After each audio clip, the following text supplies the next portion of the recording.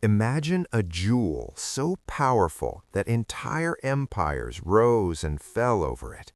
A diamond that inspired awe, greed, and ambition across centuries, yet seemed to defy human control.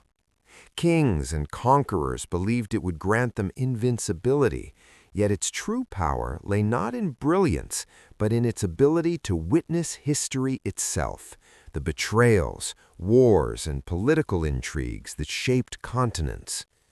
The diamond that ruled the world. This is the story of the Koh-i-Noor, the Mountain of Light, whose journey from the Indian subcontinent to the halls of British royalty tells a tale of power, ambition, and the enduring consequences of conquest. The birth and early history of the Koh-i-Noor.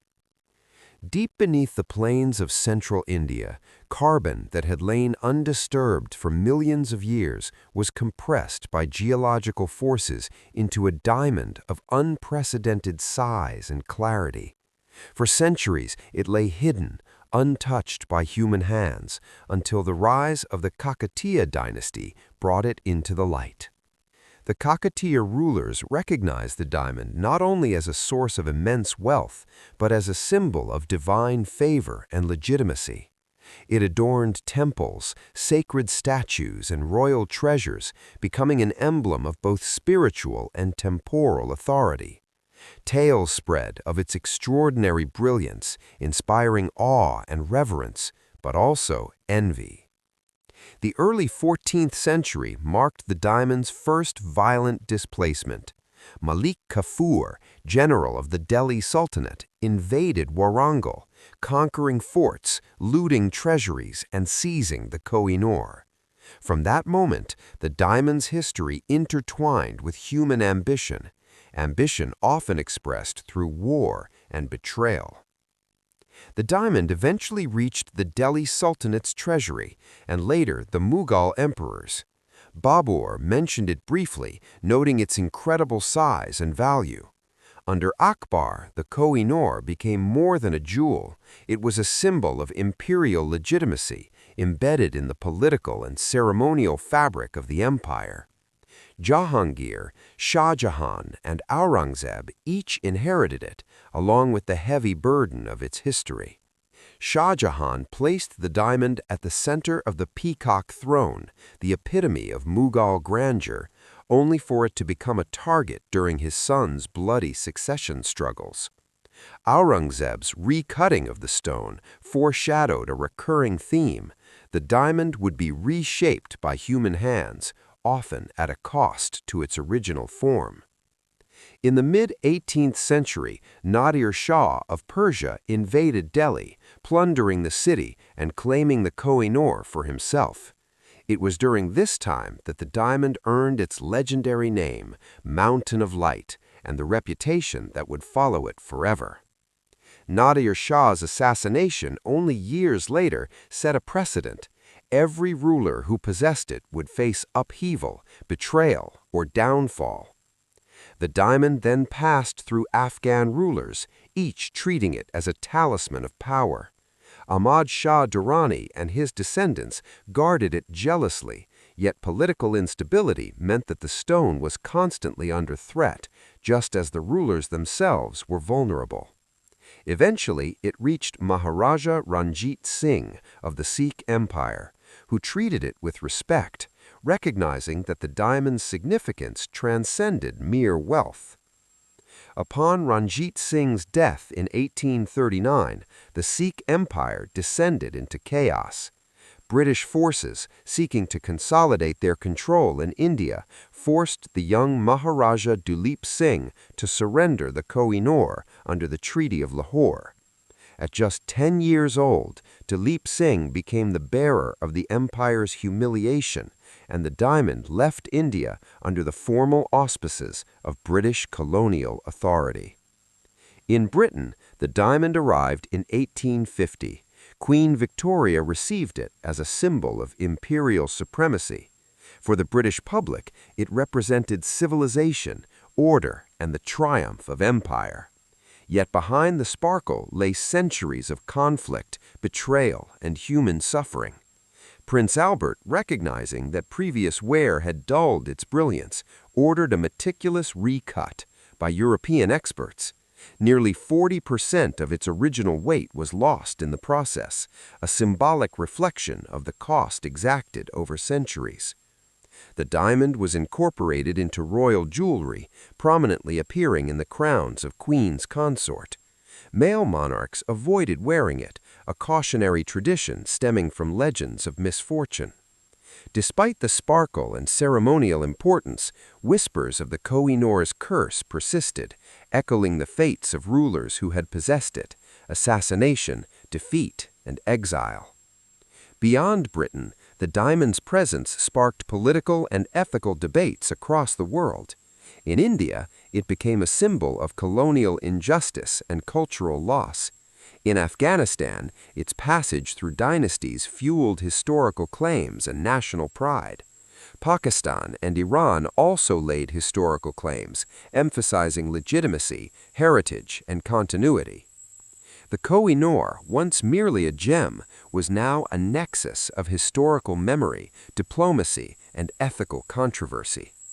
By the late 19th and early 20th centuries, public fascination with the diamond grew.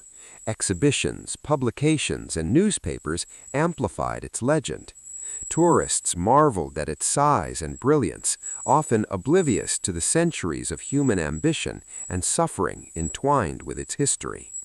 It became clear that the Koh-i-Noor was not just an object, it was a witness to human civilization, a silent chronicler of ambition, conquest, and the cyclical nature of power. In American and European discourse, the diamond story was increasingly framed as a moral tale. It illustrated the impermanence of power, the ethical consequences of conquest, and the responsibilities of nations inheriting colonial legacies. Universities, documentaries, and cultural analyses presented the Koh-i-Noor not simply as a gem, but as a lens through which to examine empire, justice, and history's weight. Empire, ethics, and the Koh-i-Noor's modern legacy. By the mid-19th century, the Koh-i-Noor had reached London, crossing continents as both a jewel and a symbol of imperial authority. Queen Victoria received it in 1850, and the diamond quickly became one of the crown jewels displayed in the Tower of London. For the British monarchy, it was a tangible emblem of the empire's vast reach, a reminder of India's subjugation, a victory secured through diplomacy and warfare alike.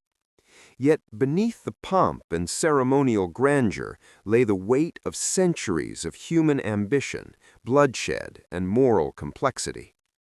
Every facet of the Koh-i-Noor reflected not only light, but the shadows of history. Mughal emperors whose dreams were shattered, Persian conquerors who were assassinated, Afghan kings whose dynasties collapsed, and Sikh rulers whose sovereignty was erased by foreign powers. The diamond had survived wars, treachery, and political upheaval, a silent witness to humanity's recurring pattern of desire, conquest, and downfall. Prince Albert, fascinated by the jewel, oversaw a recut to enhance its brilliance. The process sacrificed nearly 40% of its original weight, a symbolic act of transformation. History reshaped, much like the diamond itself, to fit the aesthetic and ceremonial vision of Victorian Britain.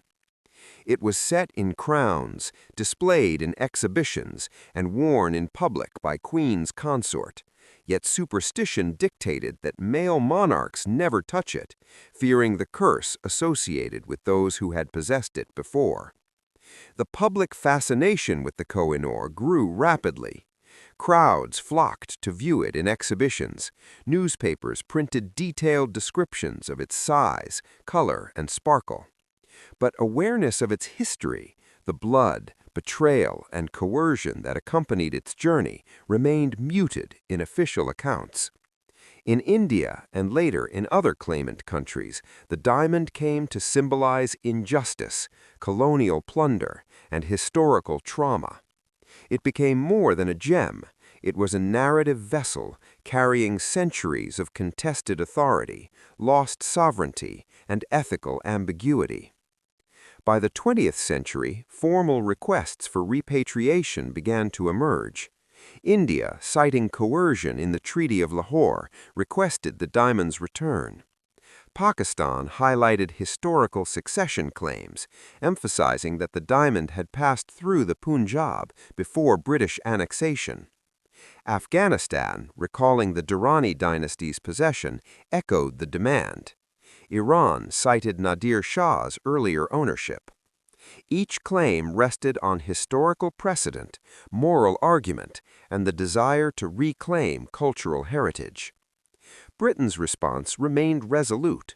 Officials argued legality, continuity, and the importance of preservation. Returning the Koh-i-Noor, they contended, could set a precedent that would prompt the restitution of countless other artifacts acquired during colonial expansion, from Benin bronzes to Parthenon marbles. Museums and the monarchy emphasized that the diamond was not merely British property, it was part of global heritage, carefully preserved and publicly displayed. However, ethical debates intensified. Scholars, historians, and activists increasingly questioned whether possession equated to moral right. Could centuries-old conquest justify modern ownership? Should historical injustice be rectified, or was preservation and public accessibility a greater good? The discourse grew complex, with legal, moral, and emotional dimensions intersecting. In the United States, audiences interpreted the story of the Koh-i-Noor as a moral parable. It illustrated the transient nature of power, the consequences of unchecked ambition, and the ethical responsibility of those who inherit wealth and authority. Universities incorporated the diamond's history into courses on international law, colonial studies, and ethics. Documentaries and films portrayed the diamond not merely as a gem, but as a witness to human ambition, folly, and resilience. Meanwhile, inside Britain, the diamond continued its ceremonial role. Displayed under bulletproof glass in carefully controlled lighting, it captivated visitors while quietly narrating its complex past. The public saw beauty, but the diamond's true narrative, the cycles of conquest, betrayal, and moral ambiguity, was understood only by those who studied its history. Legends of the diamond's curse grew. Tales circulated that rulers who possessed it met misfortune. While historians debated the veracity of these claims, the stories reinforced the sense that the Koh-i-Noor was more than a stone. It was a moral and historical actor, shaping the fates of those around it simply by existing. In recent decades, the Koh-i-Noor has become a focal point for global discussions about restitution, colonial accountability, and cultural heritage. India, Pakistan, Afghanistan, and Iran continue to assert claims, while Britain maintains possession, emphasizing stewardship, preservation, and public education. Scholars argue that its story offers profound lessons. Empires rise and fall. Ambition leads to both brilliance and catastrophe, and objects, no matter how beautiful, carry the weight of human history. For modern audiences, especially in the United States, the diamond's journey resonates deeply. It mirrors themes of conquest, justice, moral responsibility, and the legacies of empire, universal truths transcending continents and centuries. The Koh-i-Noor is not merely a jewel, it is a mirror reflecting human ambition, our ethical choices, and the enduring consequences of power. Ultimately, the Koh-i-Noor remains in London, silent but potent.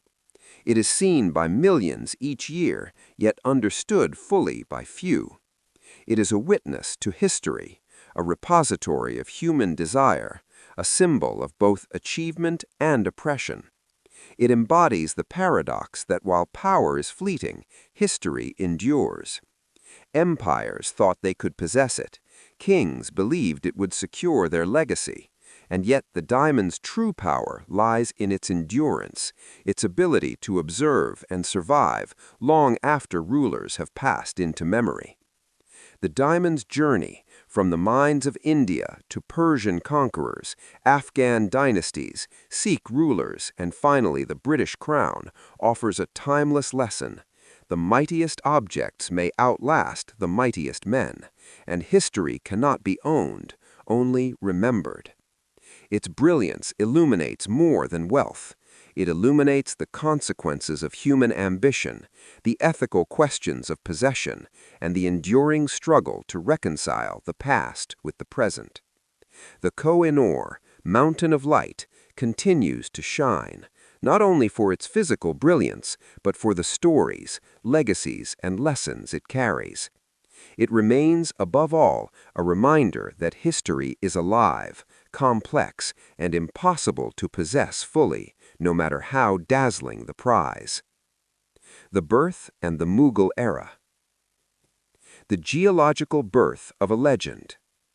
Long before empires rose and fell, before kings and conquerors even walked the earth, the Koh-i-Noor was formed.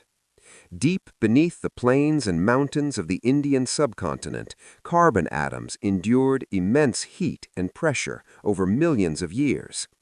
This geological crucible produced a diamond of extraordinary size and clarity, a jewel that nature itself seemed to have crafted with destiny in mind. For centuries it lay hidden beneath alluvial soil, unnoticed and untouched. Its brilliance awaited human discovery, but even the earliest civilizations could not comprehend the power and allure that this diamond would one day command.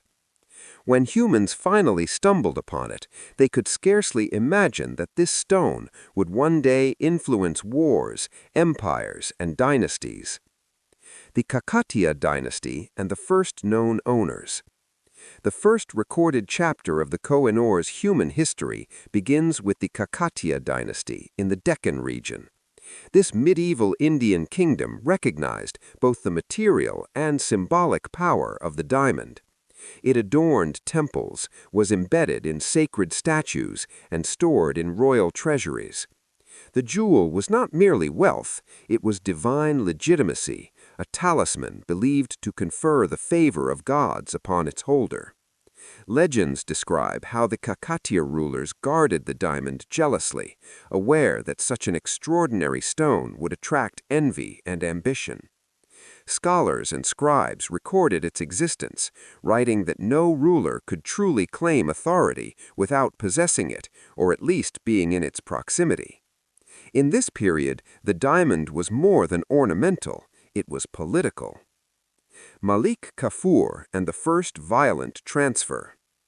In the early 13th century, the Koh-i-Noor's fate changed forever. Malik Kafur, the formidable general of the Delhi Sultanate, launched campaigns into the Deccan, conquering cities and fortresses. Warangal, the Kakatiya capital, fell under his command, and the treasuries were looted.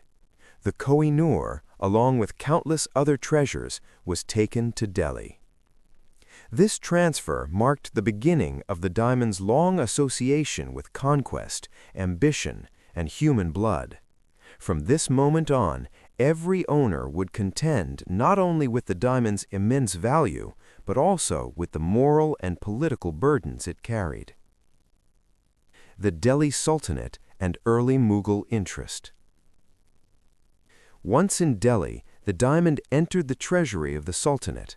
It became a coveted item among ambitious nobles and rulers, each recognizing that controlling the diamond implied control over perception, legitimacy, and influence. The Koh-i-Noor, along with countless other treasures, was symbolized authority, a concrete manifestation of power that could inspire loyalty or provoke rebellion. With the rise of the Mughal Empire, the diamond's prominence escalated. Babur, the founder of the Mughal dynasty, referenced precious stones in his memoirs, including what historians later identified as the Koh-i-Noor. However, it was under Akbar, Jahangir, and Shah Jahan that the diamond became not merely a treasure, but a political instrument. Placed at the heart of imperial rituals and ceremonies, it was a constant reminder to courtiers and foreign dignitaries alike. The Mughal emperor's authority was absolute, divinely sanctioned, and materially reinforced. Shah Jahan, the Peacock Throne, and familial betrayal. Shah Jahan, famed for commissioning the Taj Mahal and the opulent Peacock Throne, placed the Koh-i-Noor at the center of his empire's symbolic heart. The diamond's brilliance reflected not only light, but the wealth, sophistication, and reach of the Mughal Empire. Yet power, as history repeatedly demonstrates, is a fragile thing. The emperor's sons, driven by ambition and jealousy, waged war over succession. Aurangzeb ultimately emerged victorious, inheriting both the empire and the diamond. To suit his own tastes, and perhaps to mark his authority, he ordered the diamond recut, a subtle but symbolic act, reminding all that the Koh-i-Noor's history would forever be intertwined with human manipulation, violence, and the fleeting nature of authority. Nader Shah's invasion of Delhi. The mid-18th century brought catastrophe. In 1739, Nader Shah of Persia invaded northern India with military precision and overwhelming force. The Mughal Empire, weakened by decades of internal conflict, could not resist. Delhi fell, and the city was plundered. Nader Shah claimed the Peacock Throne and all its treasures, including the Koh-i-Noor. Upon holding the diamond, he reportedly exclaimed, "Koh-i-Noor, Mountain of Light." This moment marked the diamond's first enduring name in global history. Yet, as with every ruler before him, Nader Shah's triumph was fleeting. He was assassinated within 8 years, illustrating the diamond's uncanny ability to bring misfortune alongside fortune. Afghan custodianship and the Durrani dynasty. Following Nader Shah's death, the diamond entered the hands of Ahmed Shah Durrani, founder of the Afghan Empire. In Afghanistan's rugged landscape, amid tribal rivalries and shifting alliances, the Koh-i-Noor was both shield and liability. Ahmed Shah's successors, including Shah Shuja Durrani, faced imprisonment, exile, and political strife, often in the shadow of the diamond's symbolic weight. The stone became a talisman, a source of legitimacy, yet it did not protect its holders from betrayal or violence.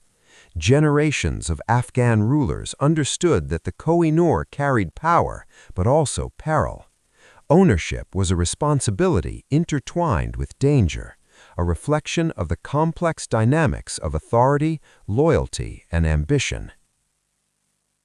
Arrival in Punjab and Maharaja Ranjit Singh. The diamond eventually moved to the Punjab, where Maharaja Ranjit Singh, known as the Lion of Punjab, acquired it. Unlike previous rulers, Singh treated it as both sacred and strategic. He integrated it into his court ceremonies, using it to symbolize not only his sovereignty, but also the unity of his diverse kingdom. Ranjit Singh's death in 1839 destabilized the empire. Internal factions struggled for control, setting the stage for foreign intervention. The Koh-i-Noor, once a jewel of divine favor and imperial authority, now became a symbol of a kingdom in decline, its fate intertwined with both human ambition and colonial ambitions. British annexation and Treaty of Lahore. The British East India Company, ever observant of opportunities, seized Punjab after the Second Anglo-Sikh War. The young Maharaja Duleep Singh, merely 10 years old, was coerced into surrendering the Koh-i-Noor under the Treaty of Lahore in 1849. This marked the first formal transfer into European colonial hands. For the boy king, the loss was both personal and symbolic. The empire he inherited vanished, and the jewel that had defined centuries of power was taken across continents. Sikh Empire, British annexation, and Victorian London. The decline of the Sikh Empire. Maharaja Ranjit Singh, the Lion of Punjab, had ruled with a rare combination of military skill, political acumen, and diplomatic foresight. His court was a mosaic of cultures, religions, and traditions. Sikhs, Hindus, Muslims, and Europeans worked side by side in administration, military, and cultural affairs. Under his leadership, Punjab flourished, and the Koh-i-Noor became both a ceremonial centerpiece and a symbol of unity. However, Ranjit Singh's death in 1839 destabilized the empire. His successors lacked his vision and authority. Factional disputes erupted, and rival courtiers maneuvered to gain influence. The army, which had once been a disciplined instrument of state power, became embroiled in internal rivalries. The once mighty Sikh Empire, founded on strength and strategic diplomacy, began to crumble under internal dissent. Shah Shuja Durrani, who had previously ruled Afghanistan and briefly controlled the Koh-i-Noor, continued to seek influence in the region, adding another layer of complexity. The diamond, a symbol of legitimacy, became a bargaining chip, a reminder that political authority was inseparable from symbols of power. The young Maharaja Duleep Singh, only 10 years old when his father passed, inherited not just a throne, but the enormous burden of preserving an empire in decline. The British East India Company and colonial ambitions. The British East India Company, ever vigilant and opportunistic, recognized the unfolding instability. The annexation of Punjab was both strategic and opportunistic. Control over the fertile Punjab plains meant control over trade, resources, and military leverage. In 1849, following the Second Anglo-Sikh War, the British decisively defeated Sikh forces. The Treaty of Lahore formalized the transfer of power, and with it, the Koh-i-Noor became part of the British Crown's possession. The diamond's transfer was not merely a legal transaction, it was a coercive act that symbolized the subjugation of a once powerful kingdom. For Duleep Singh, the surrender was traumatic. The Koh-i-Noor had represented centuries of regional authority, familial prestige, and political legitimacy. Its removal was both a personal loss and a metaphor for the empire's disintegration. The journey to London. The Koh-i-Noor's voyage from Punjab to London was emblematic of the wider flow of colonial wealth. Transported under strict security, it crossed continents by sea, accompanied by British officials who understood both its value and its symbolic significance. When the diamond arrived in Britain in 1850, it was presented to Queen Victoria. The monarch viewed it as the ultimate emblem of imperial reach, a tangible proof that the British Empire had conquered not only lands, but also symbols of power that had historically dominated the subcontinent. Victorian fascination and symbolism. Queen Victoria, enthralled by both the size and history of the diamond, incorporated it into royal ceremonies and displays. Its arrival coincided with a period of British self-confidence. The empire was expanding, industry was booming, and Victorian society prided itself on moral, cultural, and technological superiority. In this context, the Koh-i-Noor became more than a gem. It became a visual representation of empire, authority, and civilization. The diamond was set into crowns, brooches, and ceremonial regalia, prominently featuring in state occasions. Male monarchs, however, avoided wearing it due to superstitions about the curse associated with previous holders. Public fascination soared. Newspapers reported on its history, size, and unparalleled brilliance, though accounts often downplayed the human suffering and coercion associated with its acquisition. The recutting of the Koh-i-Noor. Despite its size, the Koh-i-Noor's brilliance had diminished due to centuries of recutting and wear. Prince Albert, husband of Queen Victoria, commissioned European master cutters to enhance its sparkle. The The process, meticulous and exacting, sacrificed nearly 40% of its original weight. The decision reflected both aesthetic considerations and Victorian ideals of perfection and order. The recutting, while improving visual appeal, symbolically echoed the history of human manipulation surrounding the diamond. Just as conquerors and rulers had reshaped its destiny through violence, negotiation, and ambition, so too had it been reshaped by artisans under British authority. It was a transformation that maintained its allure while erasing part of its original form, a metaphor for the colonial process itself. Public display and the Great Exhibition of 1851. The Koh-i-Noor was publicly displayed at the Great Exhibition of 1851 in London's Crystal Palace. Visitors from across Britain and beyond marveled at its sheer size, clarity, and craftsmanship. For many, it was a tangible connection to the distant empire that Britain now controlled. Yet while visitors admired its brilliance, the darker history of coercion, conquest, and cultural dislocation was largely absent from public discourse. For the British, the diamond reinforced a narrative of benevolent imperialism and civilizational triumph. For those in the colonies, particularly India, the Koh-i-Noor symbolized loss, exploitation, and injustice. The dichotomy between perception and reality became a central feature of the diamond's legacy, a reminder that symbols of power often carry contradictory meanings depending on perspective. Ethical and historical debates. By the early 20th century, scholars, diplomats, and cultural commentators began to interrogate the diamond's past more critically.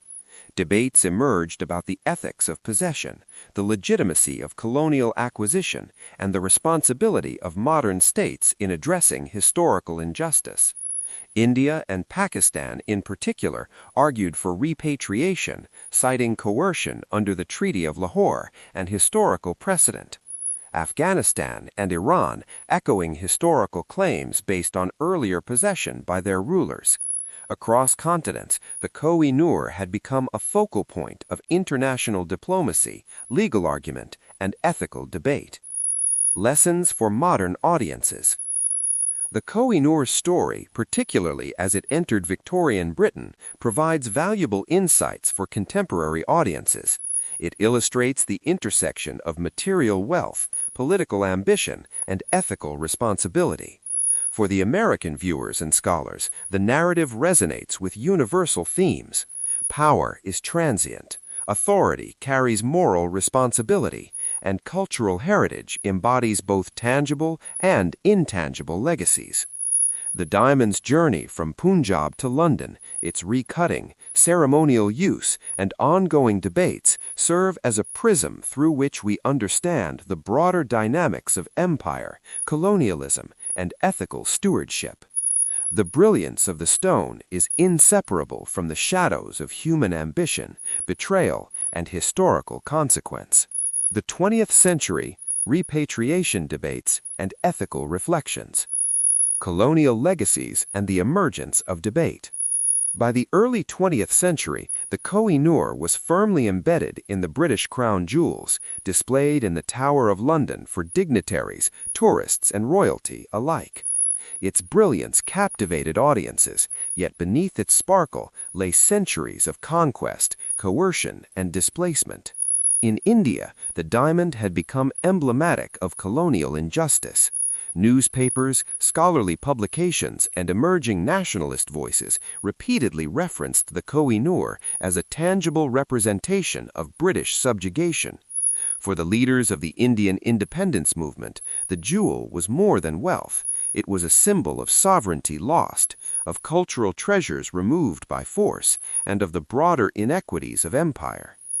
Pakistan, following its independence in 1947, also asserted historical claims to the diamond, citing the Punjab's incorporation into British India and the legal ambiguities surrounding succession. Afghanistan, reflecting on the Durrani dynasty's historical possession, and Iran, recalling Nader Shah's ownership, joined in asserting moral and historical entitlement. Across continents, the Koh-i-Noor had become a focal point of international diplomacy, legal argument, and ethical debate. Legal versus moral claims.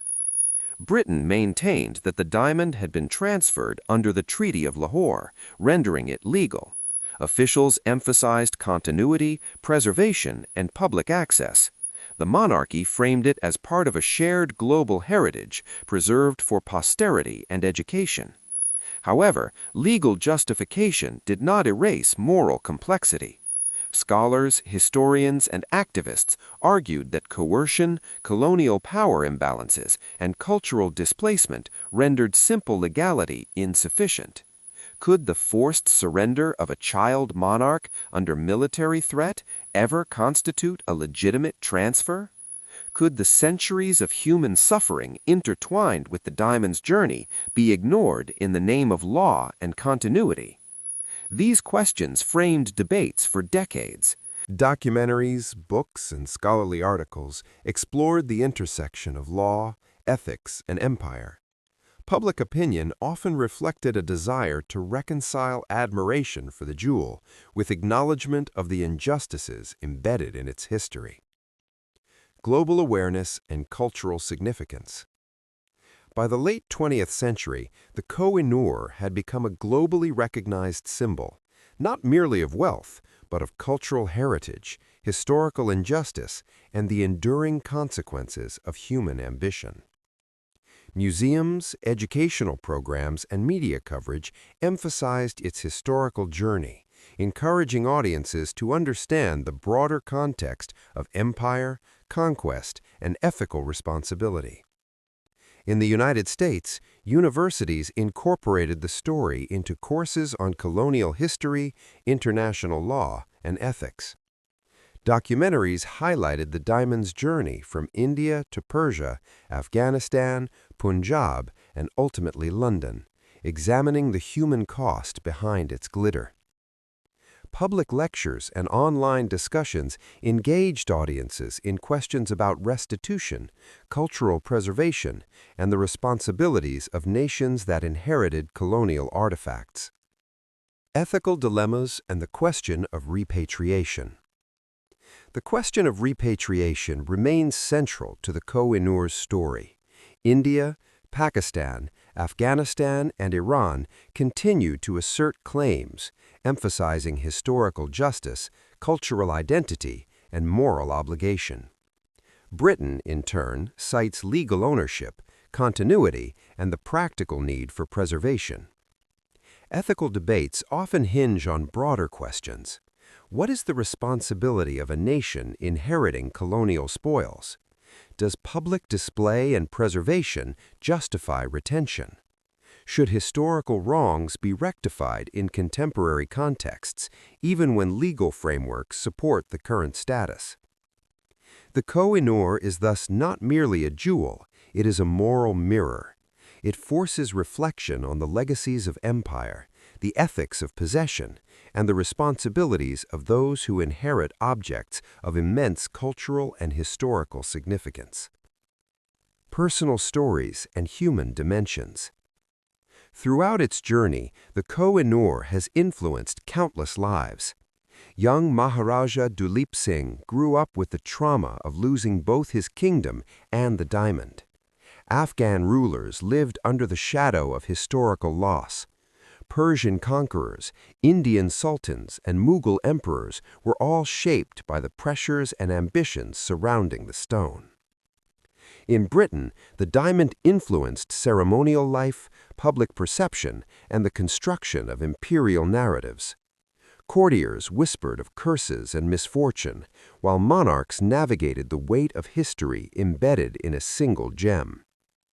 The human stories intertwined with the Koh-i-Noor demonstrate that even inanimate objects can shape destinies, influence politics, and bear witness to the full spectrum of human ambition and folly. Cultural reflections and historical lessons. For contemporary audiences, particularly in the United States, the Koh-i-Noor offers multiple lessons. Power is transient.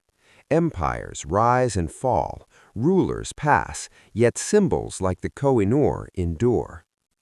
Legality does not equal morality. Coercion and imbalance of power complicate simple ownership claims.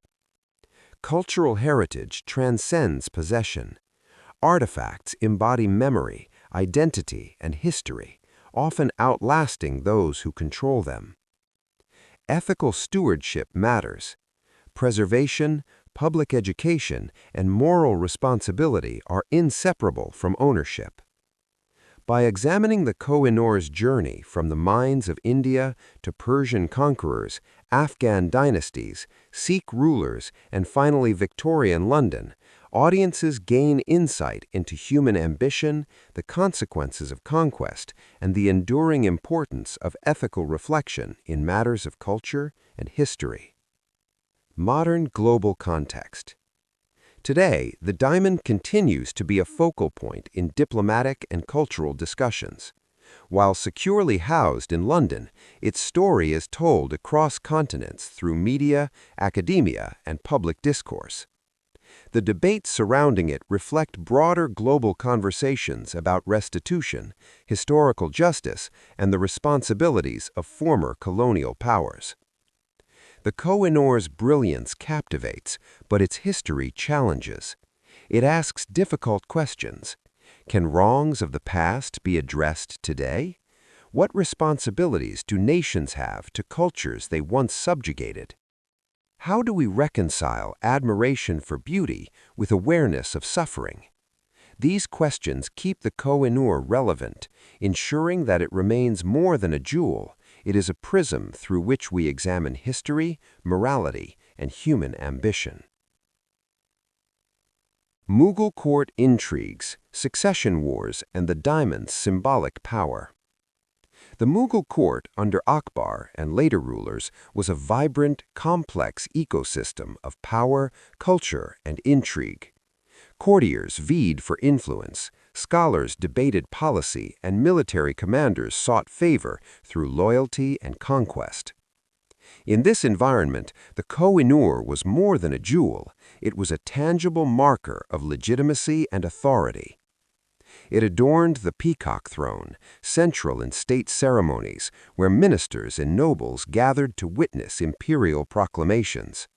Its presence was both awe-inspiring and intimidating, a reminder that the emperor's authority was absolute, divinely sanctioned, and materially reinforced. The diamond's brilliance reflected sunlight into the halls, creating literal and symbolic illumination that emphasized the emperor's supremacy. Akbar and the consolidation of power. Emperor Akbar, often regarded as one of the greatest rulers in Indian history, understood the subtle interplay of symbolism and authority. He used the Koh-i-Noor not only as ornamentation, but as a tool of diplomacy. Gifts of smaller jewels were distributed to allies, but the Koh-i-Noor remained central, a sign that ultimate power rested with the emperor himself. Akbar's administration balanced religious tolerance, administrative efficiency, and military might. The diamond, a silent witness, presided over negotiations, treaties, and ceremonies that defined the Mughal Empire's golden age. Diplomats from Persia, Europe, and neighboring kingdoms recognized that proximity to the Koh-i-Noor symbolized access to imperial favor. Jahangir and the politics of beauty.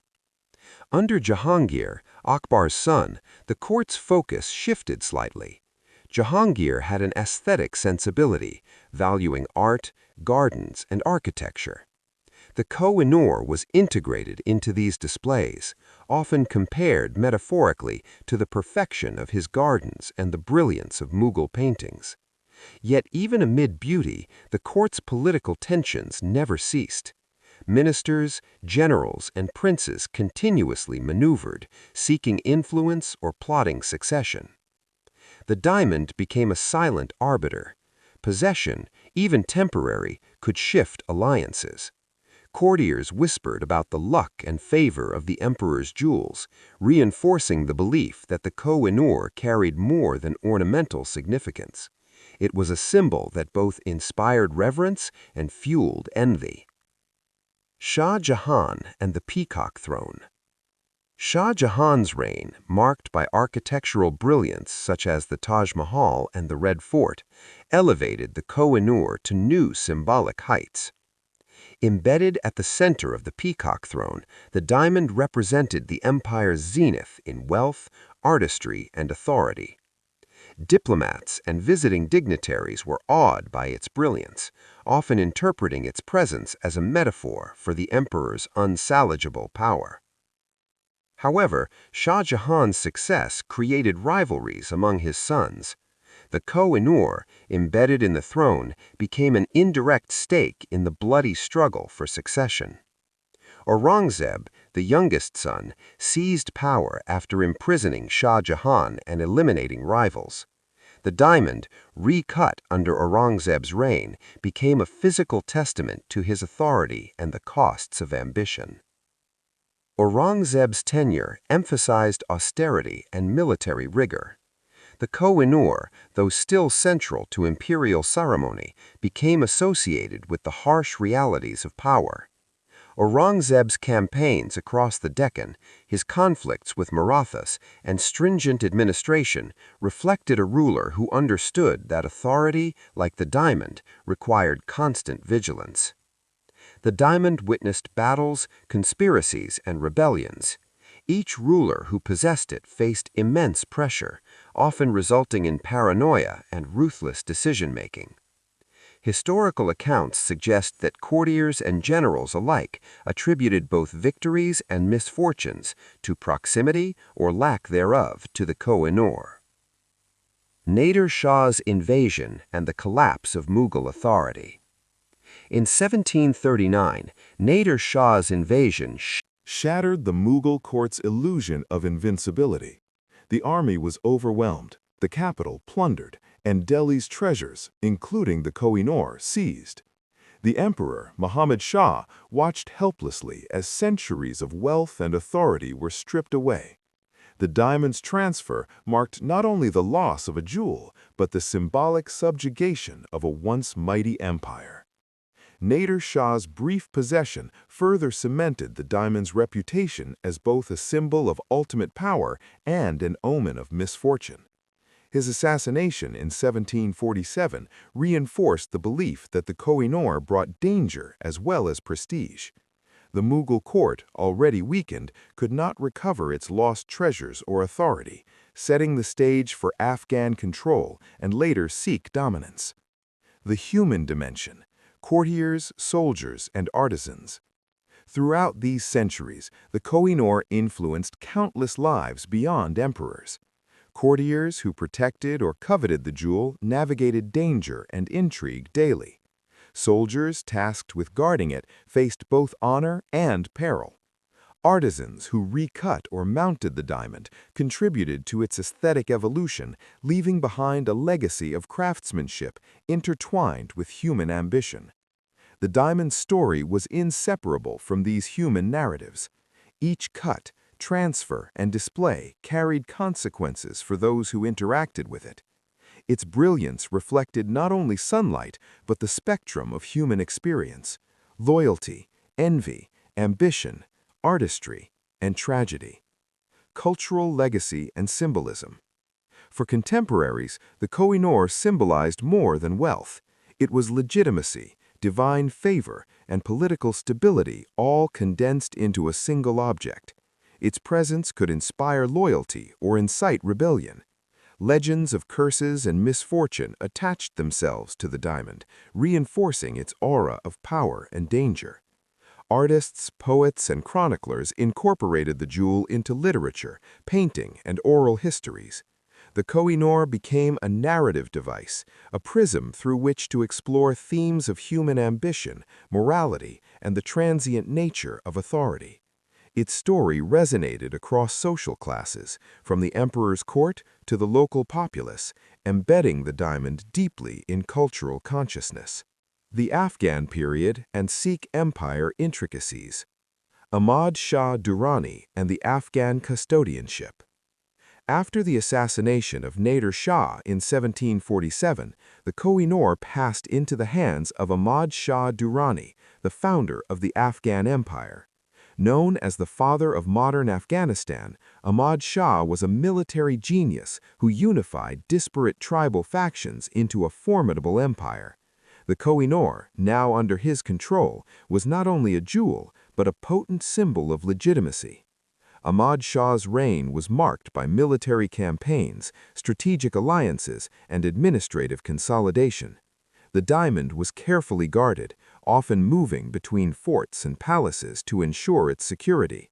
Its presence reinforced Ahmad Shah's authority among tribes, generals, and neighboring states.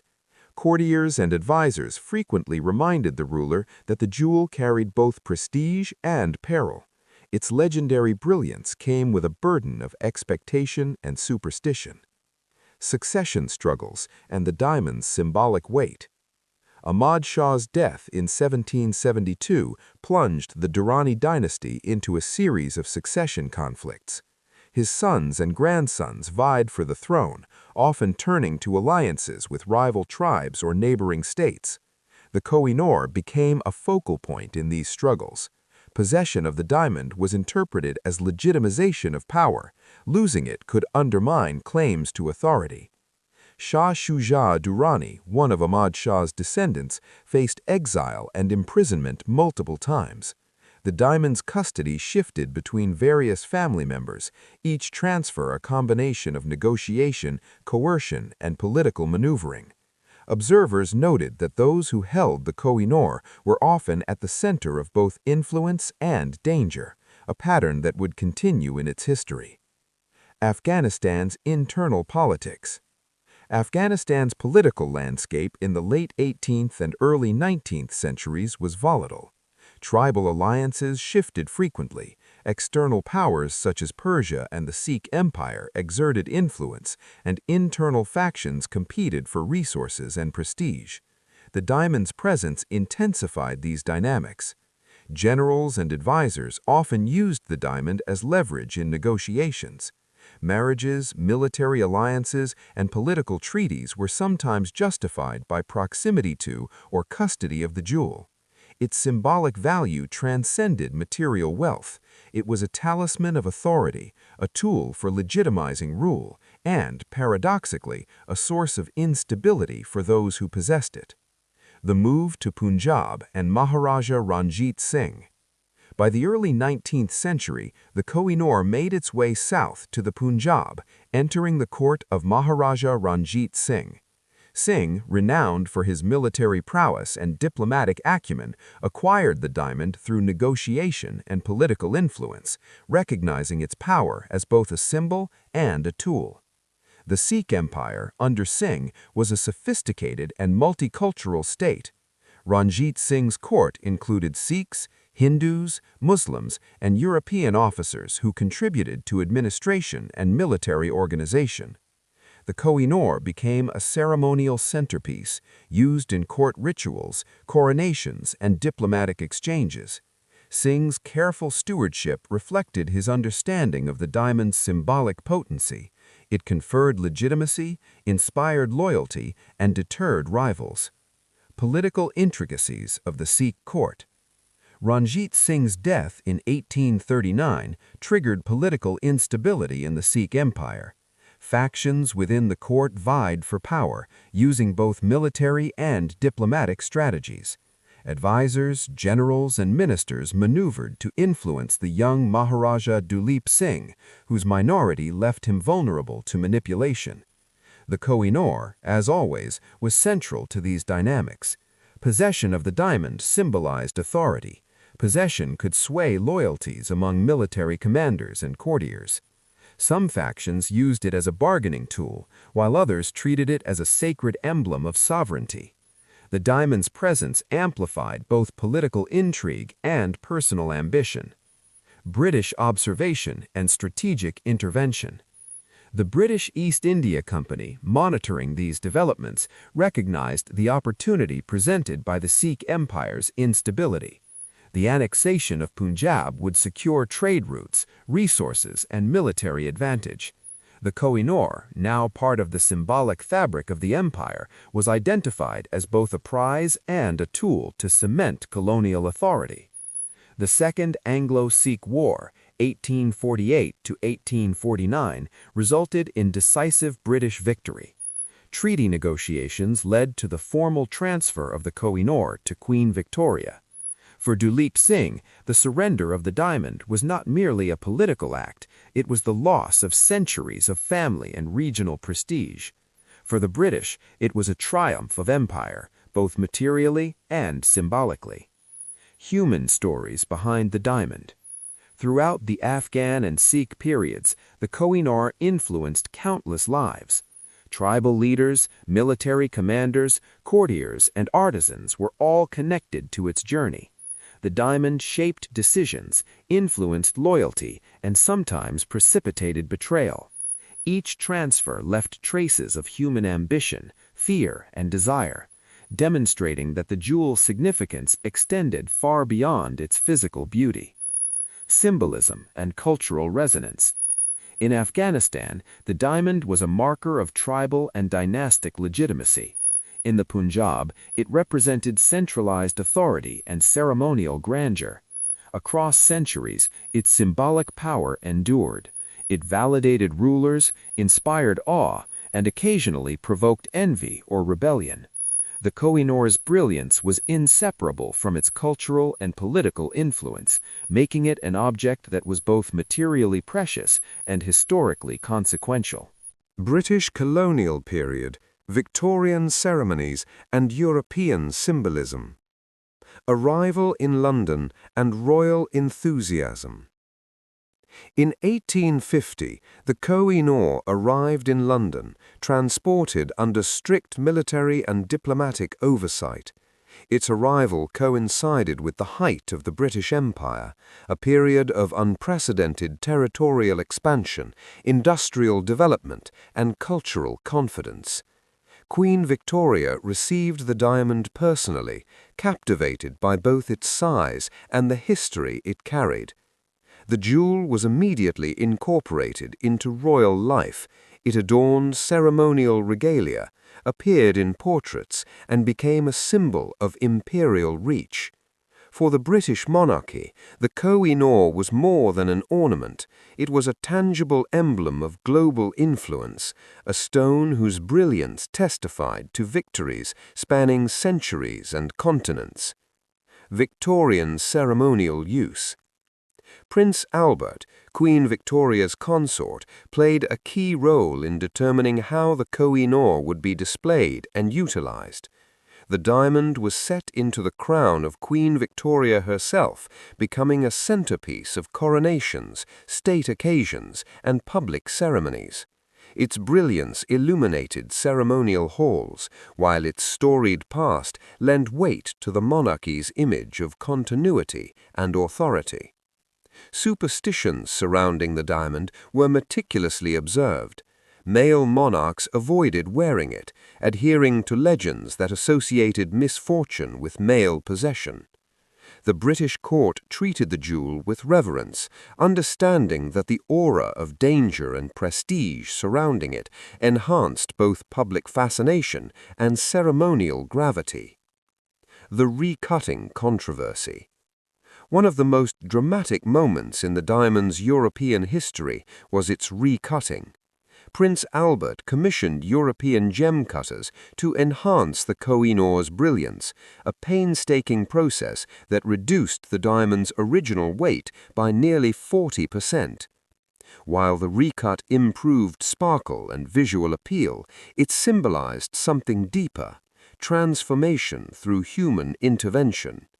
Just as the British Empire reshaped territories, cultures, and economies, so too had the diamond itself been reshaped. Critics and historians noted the irony: centuries of history and natural form sacrificed to serve aesthetic and imperial ideals. Public exhibitions and the Great Exhibition in 1851.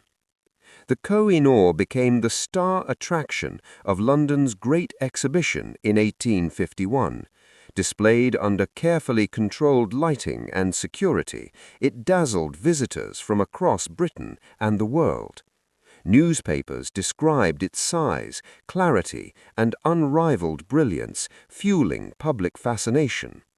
Yet the darker history of coercion, conquest, and displacement received little attention. For the British public, the diamond symbolized national pride, imperial grandeur, and aesthetic perfection. For observers in the colonies and modern historians, it represented injustice, plunder, and cultural loss, a duality that continues to shape its narrative today. European symbolism and cultural fascination. Beyond its role in British ceremonial life, the Koh-i-Noor captivated European society. Artists incorporated it into paintings, writers referenced it in literature, and social commentators debated its significance. The diamond became a symbol of both opulence and moral ambiguity, embodying the tension between human admiration for beauty and awareness of historical injustice. Diplomats and foreign dignitaries often discussed the diamond as a measure of imperial sophistication and reach. Possession of the Koh-i-Noor signified global influence, while stories of its cursed history added intrigue and mystique. The jewel became not only a marker of wealth, but also a cultural touchstone, engaging audiences far beyond Britain's shores. Ethical reflections in European thought. By the late 19th and early 20th centuries, scholars and intellectuals in Europe began questioning the ethics of colonial acquisitions, including the Koh-i-Noor. Debates emerged around whether legality justified possession when coercion and power imbalances were involved.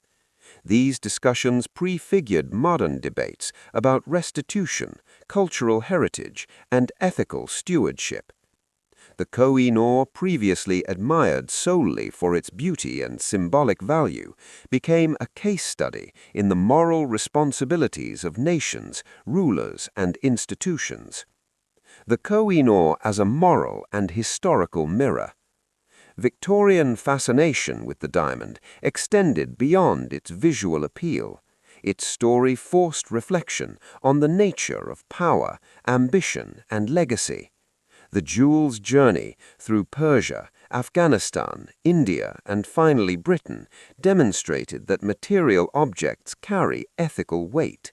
It shaped destinies, influenced political decisions, and acted as a silent witness to human triumphs and tragedies.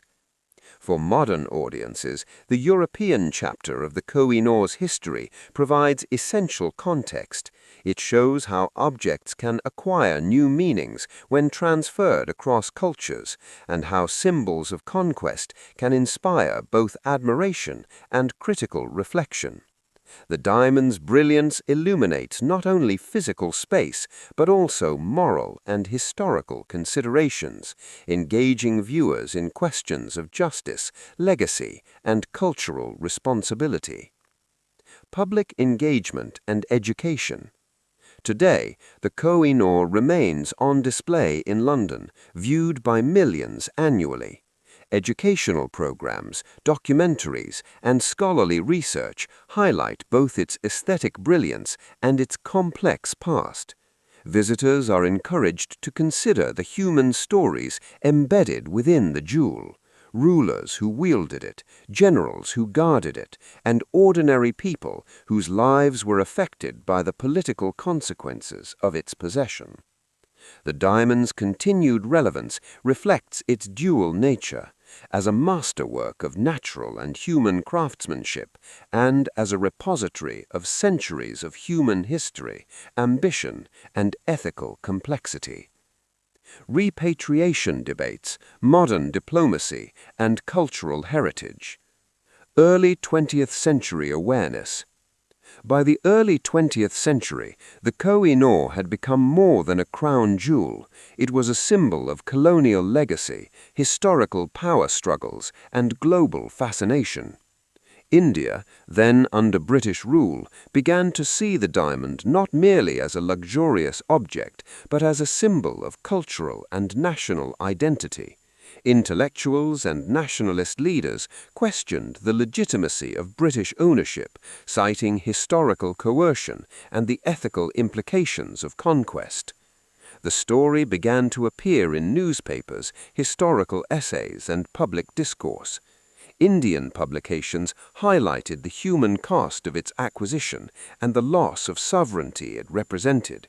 Similarly, Pakistan and Afghanistan invoked historical claims, emphasizing ancestral possession and moral responsibility. Britain, maintaining control, consistently cited legal ownership and continuity. Officials argued that the Koh-i-Noor was preserved under secure conditions and accessible to the public in London, framing it as part of a global heritage rather than a colonial spoils. Nevertheless, debates intensified internationally, with media coverage, scholarly articles, and documentaries bringing attention to both ethical and legal dimensions. Modern ethical perspectives.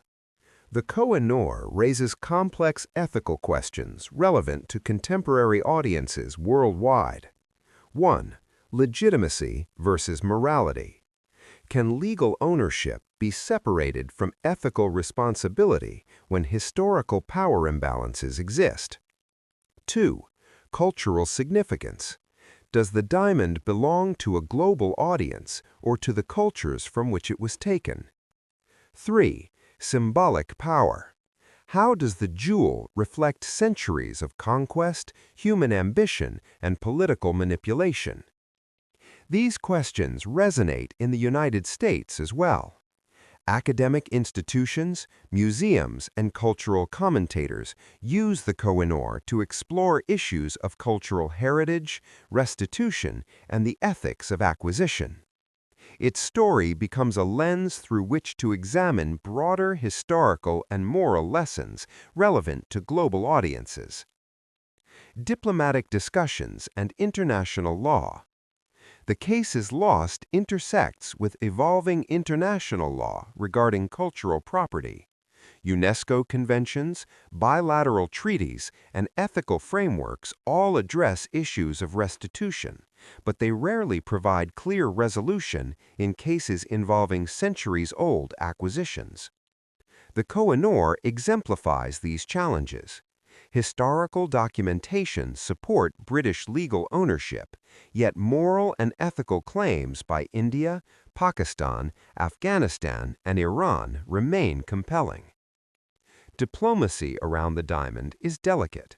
Formal requests, public statements, and media campaigns are carefully managed to balance historical grievances with international relations. The debate illustrates the complexities inherent in addressing colonial legacies, demonstrating how a single object can influence modern diplomacy and public perception. Cultural heritage and public engagement. Educational programs in Britain, India, and globally use the Koh-i-Noor as a teaching tool. Museums provide historical context, interactive exhibits, and multimedia storytelling to engage audiences with both its aesthetic brilliance and contested history. Scholars emphasize the human narratives intertwined with the jewel.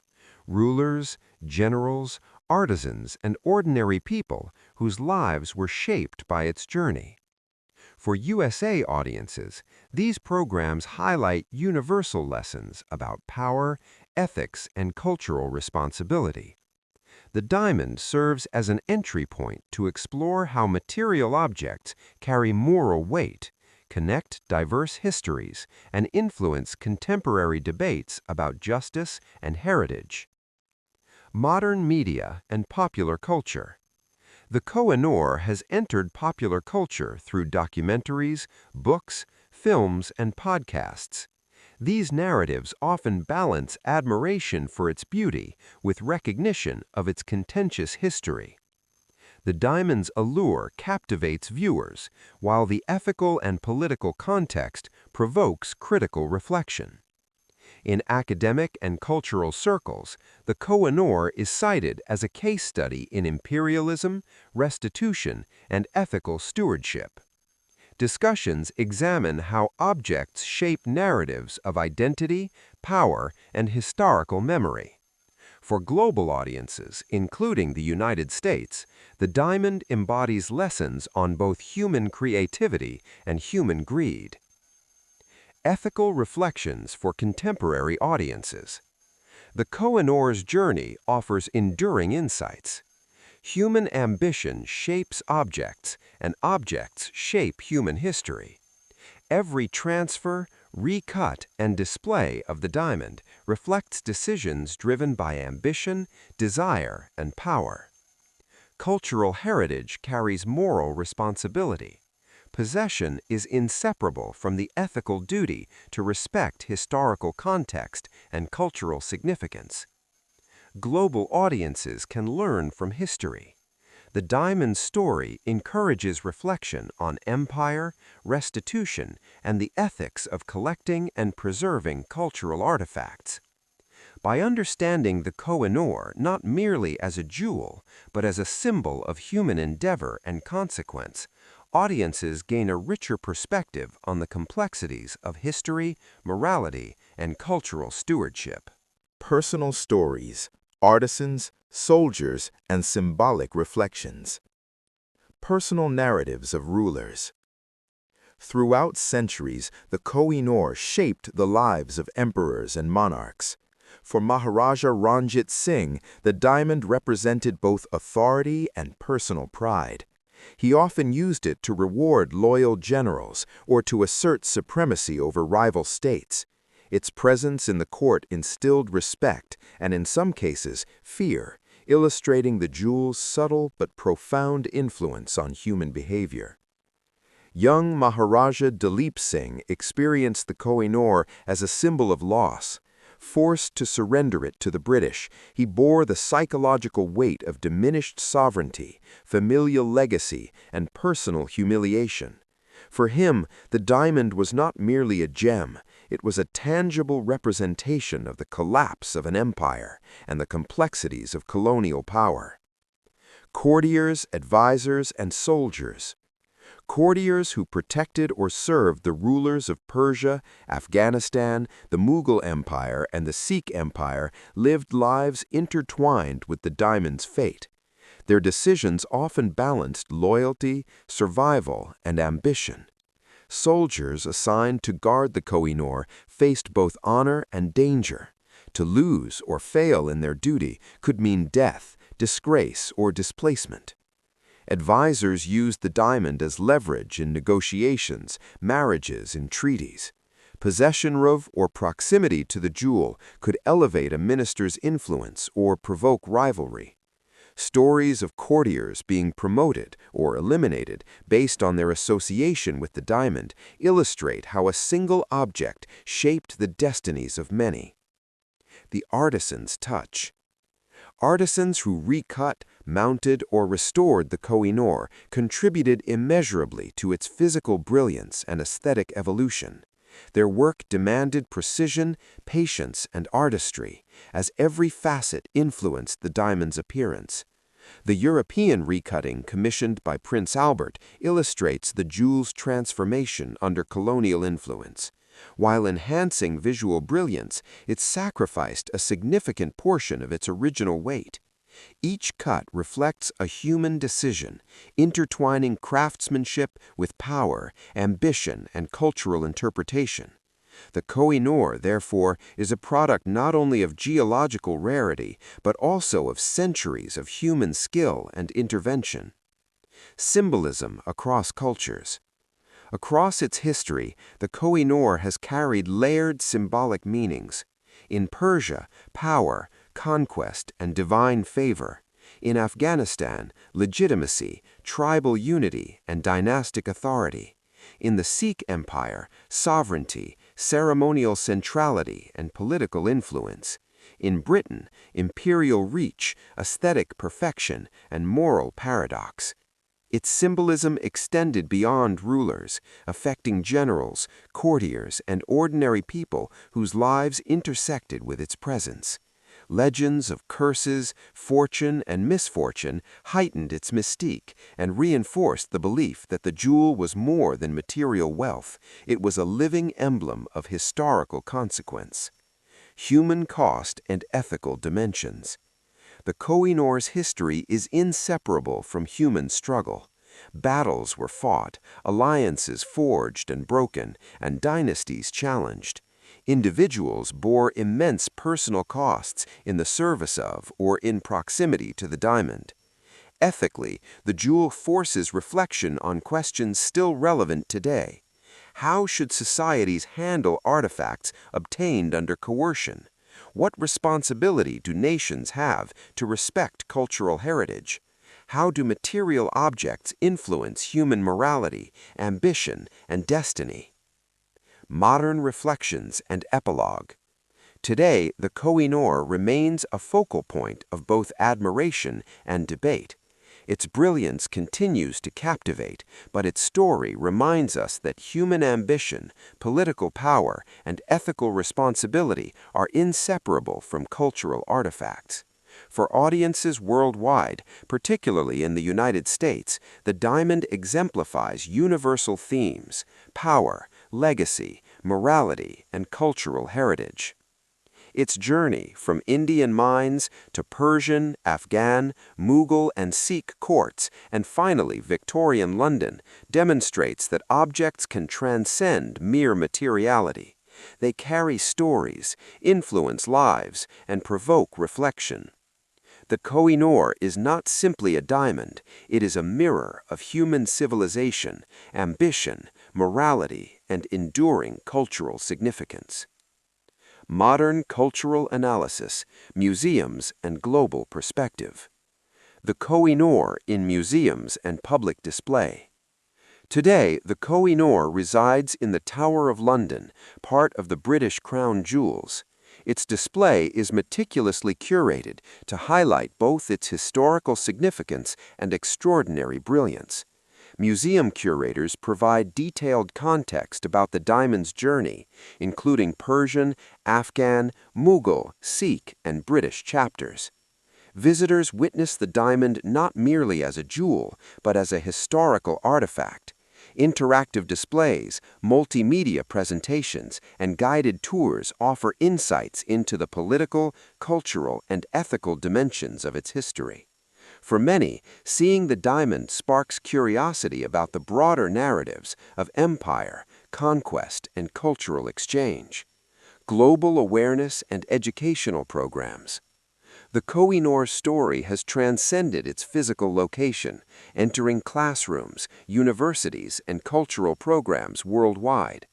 Educational initiatives in India, Pakistan, Afghanistan, Iran, and the United Kingdom use the diamond to teach about history, ethics, and art. In the United States, history programs emphasize global perspectives, discussing colonialism, cultural heritage, and restitution. Students learn that objects like the Koh-i-Noor are not just luxuries, but windows into human ambition, political power, and ethical dilemmas.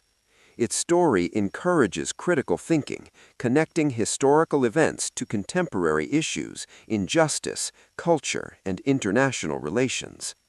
Media and popular narratives. Documentaries, films, podcasts, and books continue to tell the Koh-i-Noor story. These media often blend historical facts with narrative storytelling, making it accessible to global audiences.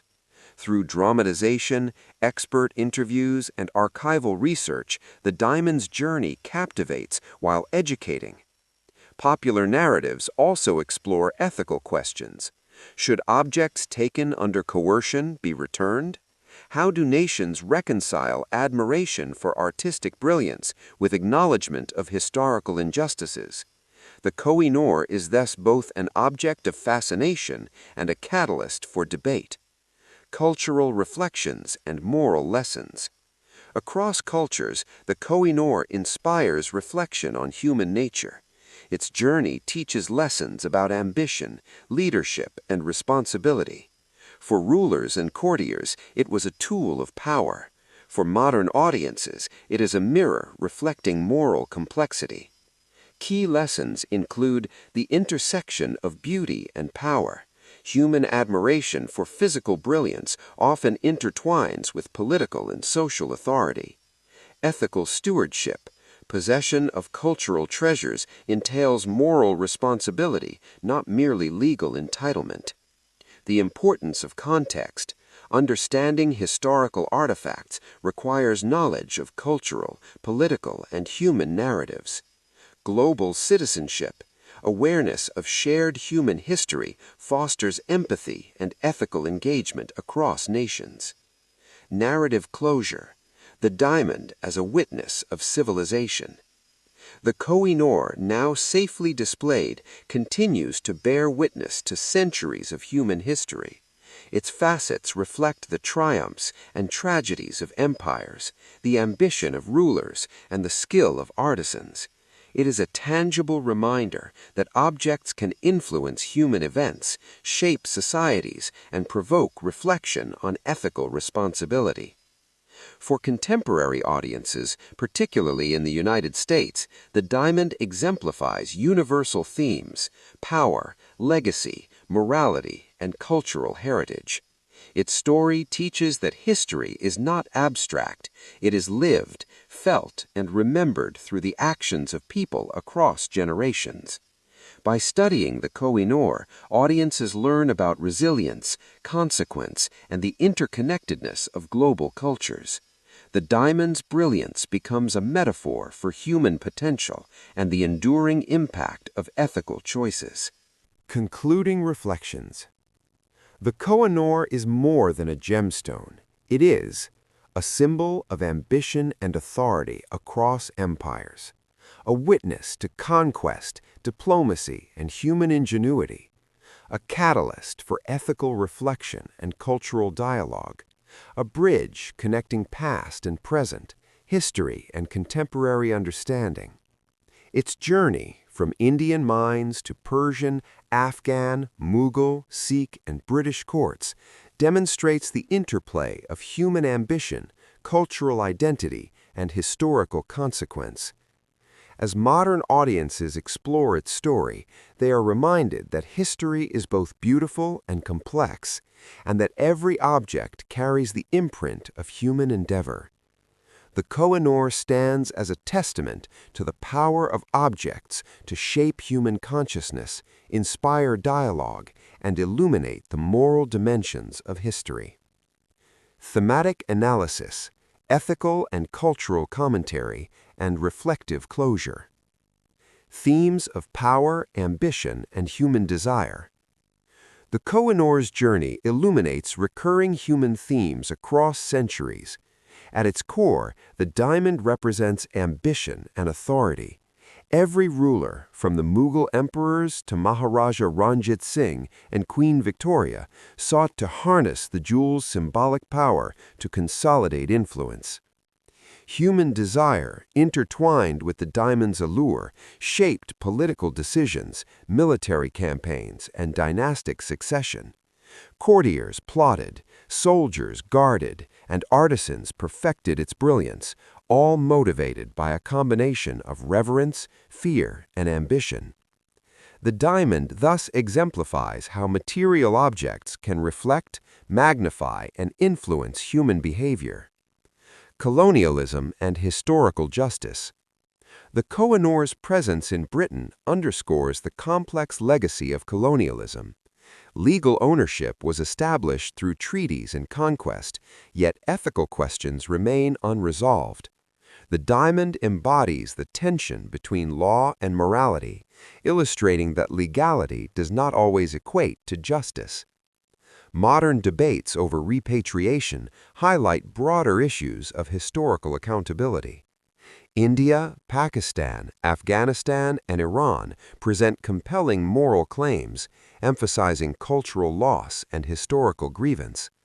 The British perspective, emphasizing preservation and public display, represents continuity and responsibility, But it also raises questions about the ethical stewardship of objects obtained under coercion, cultural heritage, and symbolic resonance. Beyond political power, the Koh-i-Noor carries deep cultural significance. Across Persia, Afghanistan, India, and the Sikh Empire, it was a marker of legitimacy, divine favor, and societal hierarchy. Its symbolism extended to ordinary lives. Soldiers, courtiers, artisans, and families were affected by its movement and ownership. In modern contexts, the diamond serves as a bridge between cultures, prompting reflection on shared human history. Its journey reminds us that cultural heritage is not static.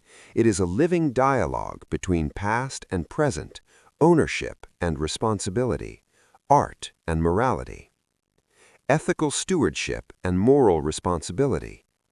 One of the most enduring lessons of the Koh-i-Noor concerns ethical stewardship. Possession of cultural treasures entails not only physical care, but also moral reflection. Nations, institutions, and individuals must consider historical context, cultural significance, and the implications of retention or restitution. For USA audiences, this presents a universal lesson. Ethical responsibility extends beyond borders. The Koh-i-Noor exemplifies the idea that history, morality, and cultural artifacts are intertwined, and that understanding these connections fosters empathy and critical awareness. The diamond as a mirror of human civilization. The Koh-i-Noor acts as a mirror reflecting the complexities of civilization.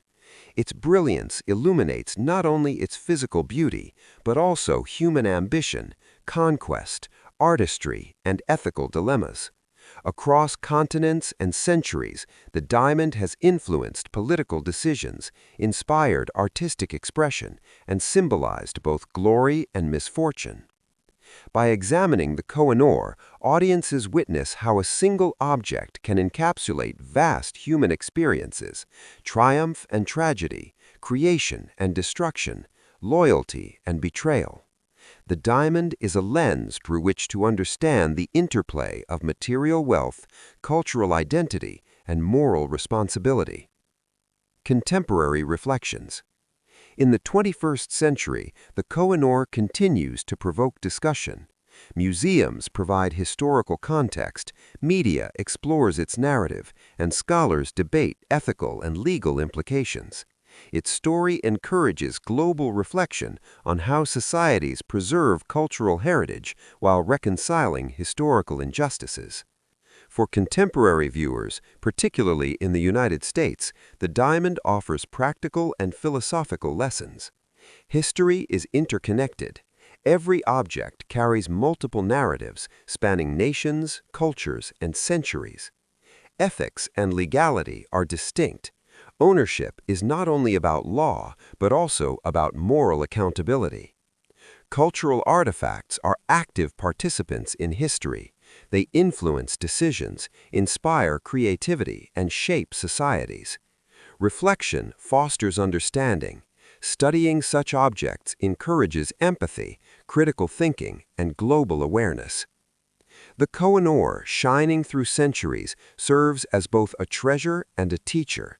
Its story illuminates the human condition, demonstrating how beauty, power, and responsibility are inseparably intertwined. Discover the real American history. Hit subscribe. Watching from Facebook, follow the page so you never miss a single historical story again.